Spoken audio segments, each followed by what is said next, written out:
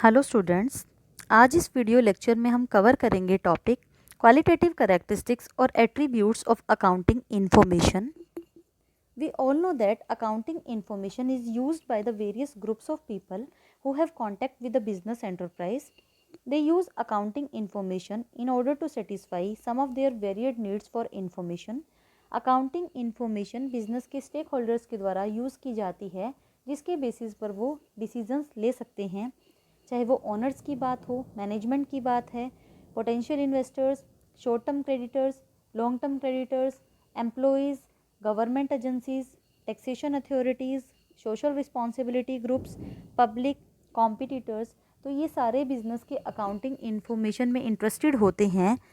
इसीलिए बिजनेस के लिए ज़रूरी है कि वो अकाउंटिंग इंफॉर्मेशन को इस तरह से प्रिपेयर करे, इस तरह से प्रेजेंट करे जिससे बिजनेस का true and clear view users तक पहुंच सके, जिसके बेसिस पर वो इम्पॉर्टेंट डिसीजंस ले सकें। बेसिकली इस वीडियो लेक्चर में हमें यही कवर करना है कि क्या क्या क्वालिटीज़, क्या क्या करेक्टरिस्टिक्स अकाउंटिंग इंफॉर्मेशन में होने चाहिए to make it more useful for its users. Basically 4 important characteristics हमें यहाँ पर पढ़ने हैं।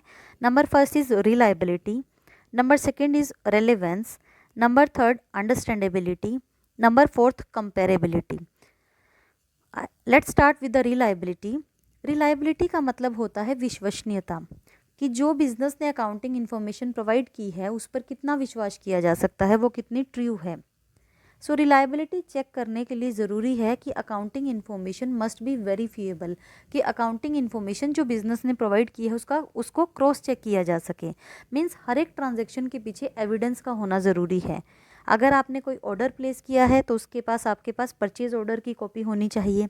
अगर आपने कोई पेमेंट की है तो उसकी आपके पास रिसिप्ट होनी चाहिए। मीन्स कोई भी ट्रांजैक्शन ऐसी ना हो, कोई भी इंफॉर्मेशन ऐसी ना हो जिसका सोर्स डॉक्यूमेंट ना हो, जिसकी एविडेंस ना हो, जिसको क्रॉस चेक ना किया जा सके।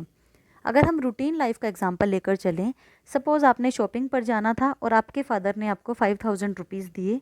आप शॉपिंग करने गए, 4000 की आपने ड्रेस ली, आपने घर आके अपने फादर को 1000 रिटर्न किए और उनको बताया कि 4000 की आपने ड्रेस परचेज़ कर ली।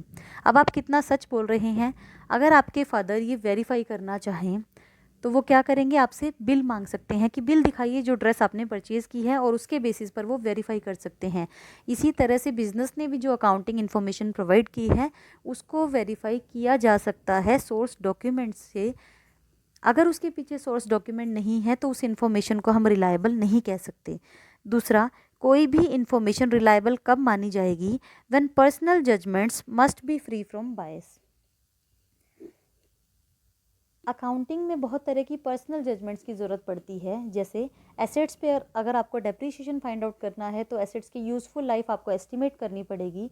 तो जो भी पर्सनल जजमेंट्स अकाउंटेंट करेगा वो इम्पार्शियल होनी चाहिए, फ्री फ्रॉम बायस होनी चाहिए। मीन्स किसी भी पर्टिकुलर ग्रुप को के हित को ध्यान में रखते हुए कोई भी जजमेंट नहीं करनी, पूरी तरह से वो इम्पार्शियल होनी चाहिए। नोट मिसलीडिंग, जो भी अकाउंटिंग इन्फॉर्मेशन प्रोवाइड की गई है वो मिसलीडिंग नहीं होनी चाहिए। Free from material errors, material errors होता है इम्पॉर्टेंट एरर्स, बहुत बड़े एरर्स। छोटे मोटे एरर हर बिजनेस में हो सकते हैं, बट अकाउंटिंग इन्फॉर्मेशन जो बिजनेस ने प्रोवाइड की है उसमें बहुत बड़े एरर नहीं होने चाहिए, बहुत इंपॉर्टेंट एरर्स उसमें नहीं होने चाहिए। Second one is relevance. अब आपको चेक करना है कि जो अकाउंटिंग इन्फॉर्मेशन बिजनेस ने प्रोवाइड की है वो रेलेवेंट होनी चाहिए। Relevant to the need of users, means जो यूज़र्स की नीड है, जो यूज़र्स की रिक्वायरमेंट है वो अकाउंटिंग इन्फॉर्मेशन प्रोवाइड करे। अननेसेसरी और इररेलेवेंट इन्फॉर्मेशन उसमें नहीं होनी चाहिए। किसी भी इन्फॉर्मेशन को रेलेवेंट कब माना जाएगा? When such information is capable of influencing users decision, कि जब वो इन्फॉर्मेशन के होने से यूज़र्स के डिसीजन पर अफेक्ट पड़ता है। मीन्स उसके बेसिस पर यूज़र डिसीजन ले सकता है। अगर वो इन्फॉर्मेशन अवेलेबल ना हो या वो इन्फॉर्मेशन अगर मिसलीडिंग हो, उसके बेसिस पर यूज़र का डिसीजन अफेक्ट हो सकता है। यूज़ ऑफ मिसलेनियस, अब किसी भी बिजनेस ऑर्गेनाइजेशन में बहुत तरह की ट्रांजैक्शंस होती हैं, हज़ारों लाखों ट्रांजैक्शंस रोज़ होती हैं। अगर आप एक छोटी छोटी चीज़ खरीदते हैं और उसके लिए भी अलग से एंट्री पास करेंगे तो उस केस में अकाउंटिंग इन्फॉर्मेशन बहुत बल्क में हो जाएगी। अननेसेसरी वो यूज़र्स को अट्रैक्टिव नहीं लगेगी, अननेसेसरी यूज़र का उसमें टाइम ख़राब होगा। तो जितने भी छोटे मोटे खर्चे हैं उनके लिए आप मिसलेनियस का यूज़ कर सकते हैं, एंड इम्पॉर्टेंट खर्चे हैं, जितने भी इंपॉर्टेंट ट्रांजेक्शन्स हैं उनके लिए आप अलग से अकाउंट्स खोल सकते हैं। सो अकाउंटिंग इन्फॉर्मेशन इस तरह से प्रेजेंट करनी है, इस तरह से चूज़ करनी है जो यूज़र्स के लिए रेलेवेंट हो। अननेसेसरी और इरेलीवेंट इन्फॉर्मेशन को फाइनेंशियल स्टेटमेंट्स में इंक्लूड नहीं किया जाना चाहिए। अकाउंटिंग इन्फॉर्मेशन वो होनी चाहिए जिसके बेसिस पर यूज़र का डिसीजन अफेक्ट हो रहा है। Number third is understandability. Understandability का मतलब क्या है कि अकाउंटिंग इन्फॉर्मेशन इस तरह से तैयार की जानी चाहिए, प्रेजेंट की जानी चाहिए कि उसको समझा जा सके, इवन लेमैन भी उसको समझ सकें। अब आप कॉमर्स बैकग्राउंड से डील करते हैं, बिलोंग करते हैं, तो आपको पता है कॉमर्स की टर्म्स के बारे में, अकाउंटेंसी की टर्म्स के बारे में। लेकिन जो लेमैन है, जो एक आम आदमी है, सपोज़ कोई साइंस का स्टूडेंट है, उसे कॉमर्स की टेक्निकलिटीज़ के बारे में, कॉमर्स की टेक्निकल वोकेबलरी के बारे में उसे नहीं पता। तो अकाउंटिंग इन्फॉर्मेशन इस तरह की लैंग्वेज में तैयार की जानी चाहिए कि उसे आसानी से समझा जा सके, लॉजिकल तरीके से उसे प्रेजेंट किया जाना चाहिए। जहाँ पर भी रिक्वायरमेंट लगे वहाँ पर रेलेवेंट एक्सप्लेनेटरी नोट्स का यूज़ किया जा सकता है ताकि इन्फॉर्मेशन को अच्छे से एक्सप्लेन किया जा सके, इवन लेमैन भी उस इन्फॉर्मेशन को समझ सके। Next one is comparability. Accounting information capable होनी चाहिए कि उसको कंपेयर किया जा सके। कंपेरेबिलिटी एक बहुत ही यूज़फुल क्वालिटी है अकाउंटिंग इन्फॉर्मेशन की। अकाउंटिंग इन्फॉर्मेशन के बेसिस पर इंटर फर्म कंपैरिजन और इंट्रा फर्म कंपैरिजन पॉसिबल हो, इस तरह से अकाउंटिंग इन्फॉर्मेशन तैयार करनी है, प्रेजेंट करनी है। एक होता है आपका inter firm comparison. Inter firm का मतलब होता है comparison with other firms in the same industry, कि दूसरी फर्म के साथ कंपेयर करना, सेम इंडस्ट्री में ही दूसरी फर्म के साथ कंपेयर करना। एक होता है आपका इंट्रा फर्म कंपैरिजन। इंट्रा मतलब होता है विद इन द फर्म, कि अपने ही रिजल्ट्स को, अपने ही डेटा को, डिफरेंट टाइम पीरियड के डेटा को कंपेयर करना। फॉर एग्जांपल, जैसे अगर आप अपने मार्क्स को अपने दूसरे क्लासमेट के साथ आप कंपेयर कर रहे हैं तो वो तो है आपका इंटर स्टूडेंट कंपैरिजन, कि आप दूसरे स्टूडेंट के मार्क्स के साथ कंपेयर कर रहे हैं। जब आप अपनी ही परफॉर्मेंस को अपनी प्रीवियस परफॉर्मेंस से कंपेयर कर रहे हैं तो वो होगा आपका intra student comparison. So accounting information में इस करैक्टरिस्टिक्स का होना बहुत ज़्यादा ज़रूरी है जिसके बेसिस पर कंपेरेबिलिटी इंश्योर की जा सके, चाहे वो इंटर फर्म कंपैरिजन हो या वो इंट्रा फर्म कंपैरिजन हो। ये था आपका basic overview of the qualitative attributes of accounting information. We have discussed reliability, relevance, understandability, comparability. अब हमें एग्जाम्पल्स की हेल्प से समझना है। फर्स्ट था आपका रिलायबिलिटी। रिलायबिलिटी की हमने बात की accounting information must B factual and verifiable. किसी भी इंफॉर्मेशन की रिलायबिलिटी तब चेक की जा सकती है जब वो इन्फॉर्मेशन वेरीफिएबल होगी, फैक्चुअल होगी। मीन्स उस इंफॉर्मेशन को वेरीफाई किया जा सकेगा from the source document like cash memos, sales invoices, purchase invoices, bills, agreements etcetera. Means हर एक इन्फॉर्मेशन के पीछे कुछ ना कुछ सोर्स डॉक्यूमेंट का होना ज़रूरी है, एविडेंस का होना ज़रूरी है। Second important characteristic is free from bias and material errors. Accounting information biasness से दूर होनी चाहिए, फ्री होनी चाहिए, मटेरियल एरर्स उसमें नहीं होने चाहिए, तभी उस इन्फॉर्मेशन को रिलायबल माना जा सकता है, ट्रू माना जा सकता है। We all know that accounting is not an exact science. Accounting exact science नहीं है। अकाउंटिंग ट्रांजैक्शंस में पर्सनल जजमेंट्स की रिक्वायरमेंट हो सकती है। कुछ ट्रांजैक्शंस ऐसी होती हैं जिनमें अकाउंटेंट को पर्सनल जजमेंट करनी पड़ सकती है। फॉर एग्जांपल, जब डिप्रिसिएशन चार्ज करना है अकाउंटेंट को, तो जो एसेट की यूज़फुल लाइफ कैलकुलेट की जाती है, वो एस्टिमेट की जाती है, वो पर्सनल जजमेंट पर बेस होती है। एक्चुअल यूज़फुल लाइफ आप फाइंड आउट नहीं कर सकते, वो सिर्फ एक एस्टिमेट होता है। तो इस तरह की ट्रांजैक्शन को इंडिपेंडेंटली वेरीफाई नहीं किया जा सकता। इसी तरीके से अगर स्टॉक का वैल्यूएशन करना है या डेटर्स पर आप जो प्रोविज़न बनाते हैं कि इतने % प्रोविज़न हमें क्रिएट करना है, 10%, 5%, 20% प्रोविज़न हमें क्रिएट करना है, वो भी आपका पर्सनल जजमेंट्स पर बेस्ड होता है। तो अकाउंटिंग इन्फॉर्मेशन रिलायबल तभी होगी जब personal judgments are free from bias. Means personal judgments आपकी इम्पार्शियल होनी चाहिए, किसी भी पर्टिकुलर ग्रुप के हित को ध्यान में रखते हुए अकाउंटेंट ने वो जजमेंट ना की हो। अकाउंटेंट पूरी तरह से इम्पार्शियल हो, किसी को फेवर करने के लिए, किसी की ग्रुप के पर्टिकुलर इंटरेस्ट के लिए वो अपनी जजमेंट पर अफेक्ट नहीं पड़ने देगा। To ensure reliability, personal judgments must be free from bias and material errors. Now second is relevance. Accounting information must be relevant to the needs of the users, कि जो अकाउंटिंग इन्फॉर्मेशन बिजनेस द्वारा provide की गई है वो users की needs को पूरा करे, यूज़र्स के लिए वो रेलेवेंट हो, अननेसेसरी और इररेलेवेंट इन्फॉर्मेशन ना हो।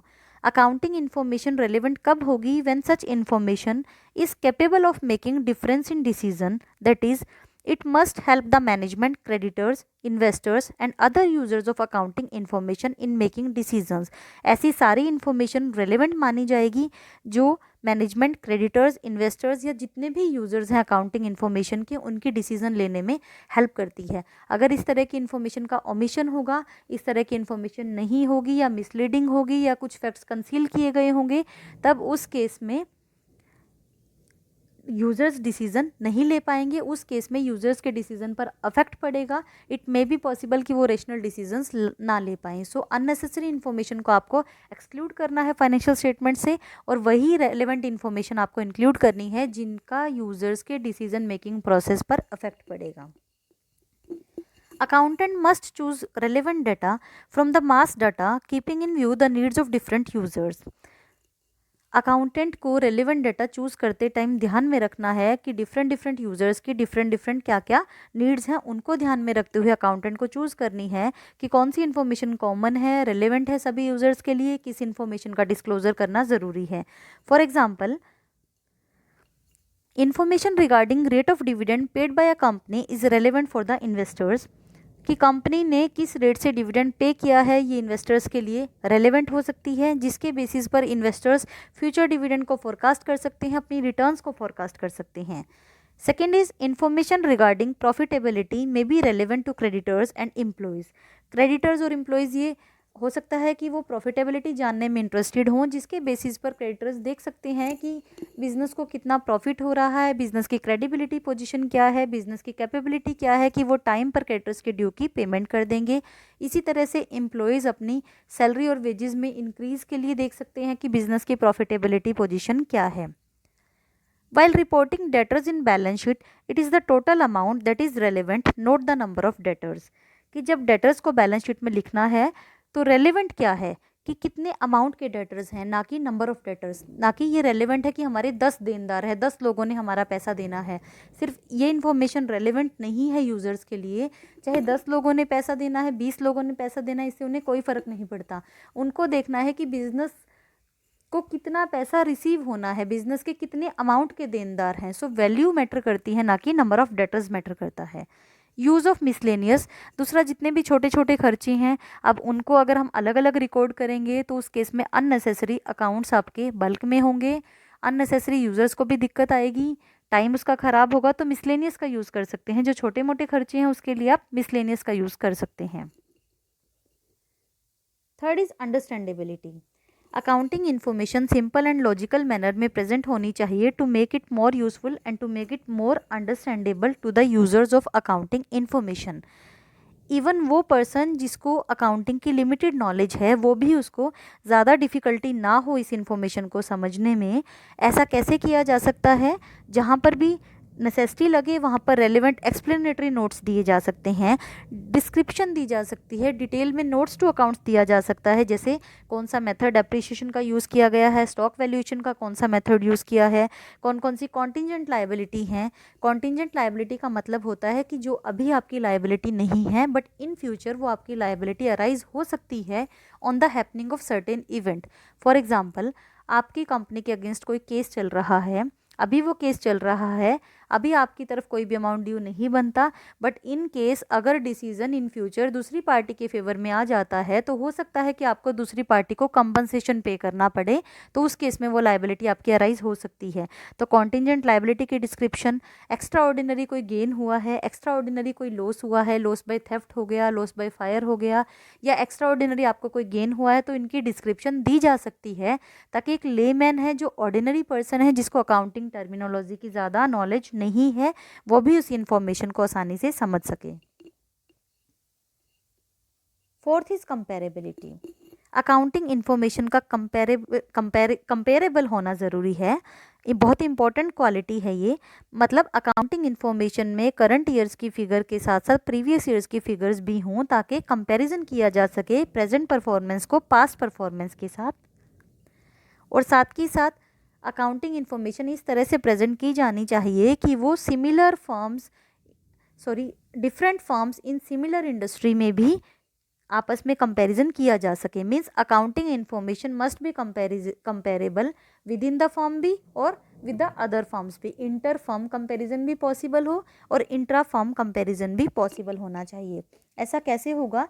कंपैरिजन तभी पॉसिबल होगा जब same accounting principles year after year follow किए जा रहे हैं विद इन द फर्म भी और as well as by different firms in the same industry, कि हमारे बिजनेस में भी हम ईयर आफ्टर ईयर वही प्रिंसिपल्स फॉलो कर रहे हैं और दूसरी फॉर्म्स भी वही प्रिंसिपल फॉलो कर रही हैं, तब आप उन दोनों का कंपैरिजन कर सकते हैं।